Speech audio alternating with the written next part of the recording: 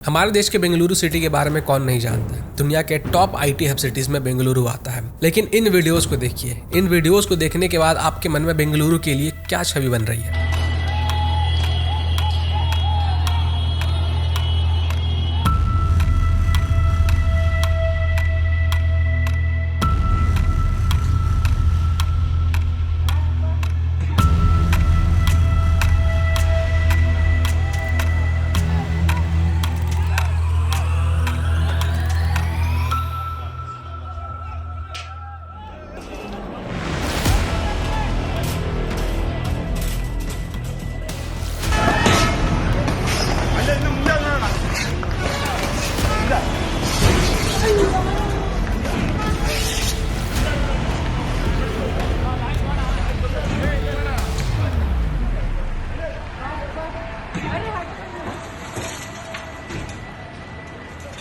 इन videos को देखने के बाद कोई भी कह सकता है कि दिन दहाड़े बेंगलुरु के अंदर तोड़फोड़ मचाई जा रही है। तो सदर्न पार्ट ऑफ भारत के जितने भी स्टेट है वहां से आपने एक ना एक बार ऐसी खबरें जरूर सुनी होंगी कि जो हिंदी बोलने वाले हैं उनके खिलाफ डिस्क्रिमिनेशन होता है। बहुत बार हिंदी बोलने वालों को मारा पीटा भी जाता है। लेकिन अब ये जो मुद्दा है ये अब नेक्स्ट लेवल पे जा चुका है। ये जो वीडियोस मैंने आपको स्टार्टिंग में दिखाया वो वीडियोस है वेंटलाइजेशन के। कुछ लोग आते हैं, एक ग्रुप आता है जो कि कर्नाटका का ग्रुप है, और वो जो होर्डिंग्स लगे होते हैं, जो बिलबोर्ड्स लगे होते हैं किसी भी दुकान के बाहर, उनको तोड़ देते हैं। और इसके पीछे रीजन वो ये बताते हैं कि इन दुकानों में जो होर्डिंग्स लगाए हुए हैं उनमें 60% में कन्नड़ा में नहीं लिखा हुआ है। और ये जो लैंग्वेज के ऊपर पूरा वायलेंस हो रहा है इसको नजदीकी से समझने की कोशिश करते हैं। तो कर्नाटका के अंदर एक मैंडेट जारी किया जाता है और इस मैंडेट के अकॉर्डिंग जो भी कमर्शियल बिल्डिंग्स है, जो कमर्शियल स्पेस है, वहां पे जो होर्डिंग्स होंगे, उनको जो बोर्ड होंगे, उसको मिनिमम 60% कन्नड़ा में लिखा होना चाहिए। बाकी के जो 40% चीजें होंगी उनको आप किसी और भी लैंग्वेज में लिख सकते हो।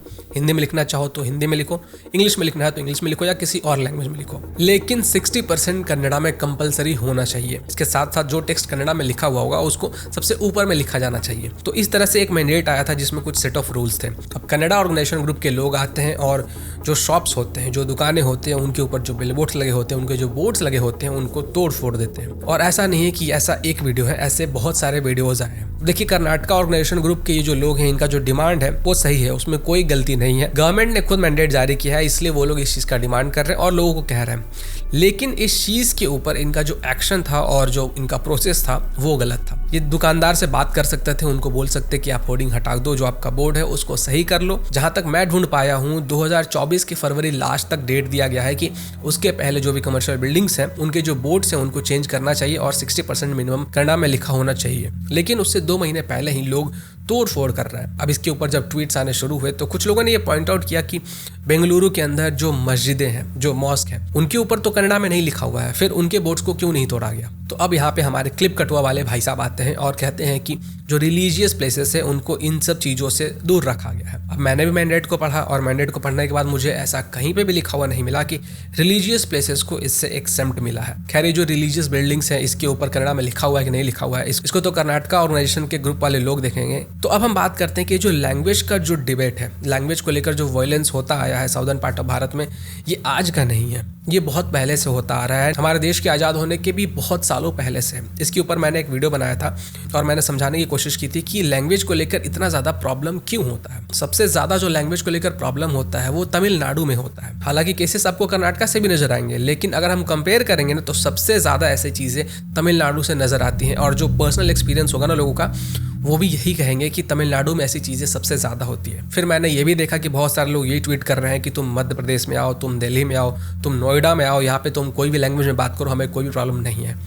देखो, ऐसा नहीं होता है। कोई भी जब स्टेट होता है, आप जब भी किसी स्टेट में जाते हो और वहाँ के लैंग्वेज में उनके लोगों से बात करते हो तो उनको अच्छा लगता है, उनको अपनापन फील होता है। फॉर एग्जाम्पल, अगर आप हरियाणा से हो और कोई बाहर का किसी और स्टेट से कोई व्यक्ति आता है और आपसे हरियाणवी टोन में बात करता है या फिर हरियाणा का जो लैंग्वेज है उसमें बात करता है तो आपको ज़्यादा क्लोज फील होगा। प्लस इसके साथ साथ अगर आप उस स्टेट की लैंग्वेज बोलते हो तो ये आपका एक तरीके से कंट्रीब्यूशन है उस कल्चर को, जहाँ पे आप रह रहे हो, जहाँ पे आप कमा रहे हो, आप इतना फल फूल रहे हो। तो आपका भी ये कर्तव्य बनता है कि वहाँ के लैंग्वेज को आप रेस्पेक्ट दो, क्योंकि वहाँ से आप बहुत कुछ चीज़ें सीख रहे हो, कमा रहे हो, आपकी फैमिली चल रही है, आपका घर चल रहा है, और वहाँ के लैंग्वेज को सीखने से आप ही का भलाई होगा। जब किसी प्रॉब्लम में आप फंसते हो तो वहाँ के लोकल लोगों से आप बात करके हेल्प ले सकते हो। अगर वहाँ के लोकल लोगों की आप लैंग्वेज समझ नहीं पाओगे तो फिर आपके लिए प्रॉब्लम्स और बढ़ जाएंगी। तो ये सेम चीज़ें हर एक स्टेट में अप्लाई होता है, आप किसी भी स्टेट में चले जाओ। But southern part of Bharat में कंपेरेटिवली बाकी स्टेट्स के कंपैरिजन में ये सभी चीज़ें ज़्यादा है। लैंग्वेज के ऊपर जो प्रॉब्लम होता है वो साउदर्न पार्ट ऑफ भारत में आपको ज़्यादा मिलेगा। और उसका रीज़न ऐसा नहीं है कि वहाँ के लोग हैं, उसका रीज़न है वहाँ का पॉलिटिक्स। वहाँ के जो पॉलिटिशियन है वो जानबूझकर ऐसा डिवीज़न क्रिएट करते हैं कि जो साउदर्न पार्ट ऑफ भारत के लोग हैं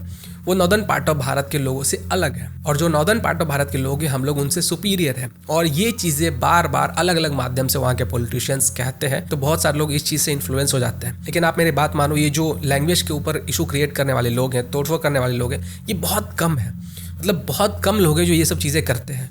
मेजॉरिटी ऑफ पॉपुलेशन को इन सब से कोई लेना देना नहीं है। ये कुछ लोग होते हैं जो कि जानबूझकर ऐसा करते हैं ताकि एक सेंटिमेंट बना रहे स्टेट के अंदर कि हाँ भाई यहाँ पे एंटी हिंदी है, यहाँ पे कन्नड़ा या फिर कोई भी जो यहाँ का रीजनल लैंग्वेज है उसके अलावा और कुछ भी नहीं चलेगा। जानबूझकर चीज़ों को प्रेशराइज किया जाता है ताकि इलेक्शन में इन सब चीज़ों का फ़ायदा उठाया जा सके। अगर आप देखोगे तो वहाँ के जो पॉलिटिशियंस होते हैं उनके बेटे, उनकी बेटियाँ, उनकी औलादें खुद इंग्लिश स्कूल में पढ़ते हैं, बाहर पढ़ते हैं, फॉरेन में पढ़ते हैं। वो सभी लोग हर चीज़ को खुद एंजॉय करेंगे, लेकिन वहाँ की जो पब्लिक होती है उनको रेस्ट्रिक्ट करते हैं कि आप हिंदी बोलने वाले लोगों से ज़्यादा घुलो मिलो नहीं, हिंदी बोलने वाले जो लोग हैं उनको थोड़ा दबा कर रखो। अब यहाँ पे मैं आपको थोड़ा सा एग्जांपल देके बताता हूँ। अब कर्नाटका को थोड़ा साइड कर देते हैं, थोड़ी देर आपको तमिलनाडु की मैं बात बताता हूँ। तमिलनाडु की जो गवर्नमेंट है उनके बहुत सारे मिनिस्टर्स, उनके खुद के स्कूल चलते हैं, और उनके जो स्कूल चलते हैं ना उसमें हिंदी पढ़ाई जाती है, जबकि खुद वो लोग आकर कहते हैं कि हिंदी बॉयकॉट करो, हिंदी किसी को नहीं सीखना, हिंदी में यहाँ बोर्ड नहीं लगा होना चाहिए, जबकि उनके खुद के स्कूल में हिंदी पढ़ाई जाती है। तो ये जो लैंग्वेज के बेसिस पे डिवीजन किया गया ना, इसको एज ए पॉलिटिक्स के लिए टूल यूज किया जाता है ताकि लोगों को डिवाइड करके रखा जा सके और अपने खाते में वोट ली जा सके। और इन सब की जड़ पता है कौन है? Max Muller. ये जो व्यक्ति था ना, इसने आर्यन इन्वेजन थ्योरी का प्रोपेगेंडा पूरे देश में फैलाया और लोगों को ये बताया कि, और इसका कहना था कि जो ब्राह्मण्स है वो नॉर्थ इंडिया से आए हैं, और जो नॉर्थ इंडिया के लोग हैं ना वो सब के सब आर्यंस हैं। वो लोग इंडिया के नहीं हैं, वो लोग कहीं और से आए हैं, वो लोग यूरोपियंस हैं, मिडिल ईस्ट से आए हैं, और इंडिया में आके वो लोग सेटल हो चुके हैं, इसलिए उनका जो लैंग्वेज है वो अलग है, उनका जो अपीयरेंस है वो अलग है। और जो साउथ इंडियंस हैं जिनका की स्किन टोन अलग है, वो एक्चुअल में इंडिया के मूल निवासी हैं। और यहीं से सारी कहानियां शुरू हुई थी। इस पूरे थ्योरी को इंट्रोड्यूस ही किया गया था ताकि इंडिया को डिवाइड किया जा सके। अब क्योंकि इंडिया एक बहुत बड़ा कंट्री था तो इसको रूल करने के लिए ये ज़रूरी था कि ये जो साउथ और नॉर्थ का ये जो ब्रिज है, जो लोग आपस में यूनाइटेड थे, उनको किसी तरह से तोड़ा जाए। तोड़ने के लिए, उनके बीच में फूट डालने के लिए ये जो पूरा आर्यन इन्वेजन थ्योरी था इसको इंट्रोड्यूस किया गया। फिर इसको मास लेवल पर प्रोपेगेंडा की तरह यूज़ किया गया, और फिर इसके बाद बीच में आता है EVR। और ये जो व्यक्ति है ना भाई, इसके बारे में मैंने पूरा सब कुछ बताया हुआ है इस वीडियो में। मैं इसका लिंक आपको डिस्क्रिप्शन में दे दूंगा, हमारे दूसरे चैनल का वीडियो है। देखिए हम लोग लैंग्वेज के ऊपर बात कर रहे थे और कहाँ से कहाँ पहुँच गए। अब वापस से हम लोग अपने मुद्दे के ऊपर आते हैं। अब देखिए बेंगलुरु के अंदर ये सब जो चीज़ें हो रही हैं, मुझे पता है कि जो कन्नडिगाज है वो इन सब चीज़ों को सपोर्ट नहीं करते हैं, कुछ ही लोग हैं जो कि ये सब चीज़ें कर रहे हैं। अगर आप में से कोई ऐसा व्यक्ति जिसको लगता है कि ये लोग वेंडलाइज कर रहे हैं, ये जो तोड़फोड़ किया जा रहा है ये बहुत सही है क्योंकि हम अपने लैंग्वेज को प्रोटेक्ट कर रहे हैं, तो ऐसा बिल्कुल भी नहीं है। ऐसा करके आप खुद बेंगलुरु का नाम बदनाम कर रहे हो, क्योंकि कोई भी इन्वेस्टर नहीं चाहेगा कि वो ऐसे जगह पे पैसा लगाए जहाँ पे कि तोड़फोड़ हो रहा है, वायलेंस हो रहा है। और यही रीज़न होता है कि जब भी किसी कंट्री के अंदर कोई वॉर होता है, दंगा होता है, तो उस कंट्री को बहुत नुकसान पहुँचता है, क्योंकि इन्वेस्टर्स इन सब चीज़ों को देखते हैं कि उस एरिया में, उस स्टेट में आखिर चल क्या रहा है। आपको क्या लगता है इतनी आसानी से बिहार के अंदर इंडस्ट्रीज क्यों नहीं सेटअप हो पाते हैं? यही सभी रीजन्स है। यहाँ का जो लॉ एंड ऑर्डर है, इन सब चीज़ों को देखा जाता है, इन्वेस्टर्स इन सब चीज़ों को देखते हैं। तो ऐसा करके आप बेंगलुरु का नाम बदनाम कर रहे हो, ऐसा करके आप कोई बहुत अच्छा काम नहीं कर रहे हैं। और एक बहुत ही नेगेटिव मैसेज जा रहा है पूरी दुनिया को कि बेंगलुरु जो कि इंडिया का एक IT हब है, वहाँ पे ऐसे वेंडलाइजेशन किया जा रहा है, तोड़फोड़ किया जा रहा है। कुछ लोग ऐसे होते हैं जिनको पाला जाता है जानबूझकर तोड़फोड़ मचाने के लिए। और जब भी कोई लैंग्वेज की बात आती है, उसके ऊपर पॉलिटिक्स की बात आती है, तो साउदर्न पार्ट ऑफ भारत में ये लोग एक्टिव हो जाते हैं, तोड़फोड़ मचाने लगते हैं, लोगों को मारने पीटने लगते हैं। और अब ये लोग एक कदम और आगे जा चुके हैं। और जहाँ तक कि मैं जानता हूँ जो ऑफिशियल टाइम ड्यूरेशन प्रोवाइड किया गया था वो भी खत्म भी नहीं हुआ है, लेकिन इन लोगों ने तोड़फोड़ करना शुरू कर दिया है। बाकी आप लोग इस पूरे मुद्दे पे क्या सोचते हो, कमेंट करके ज़रूर बताइएगा।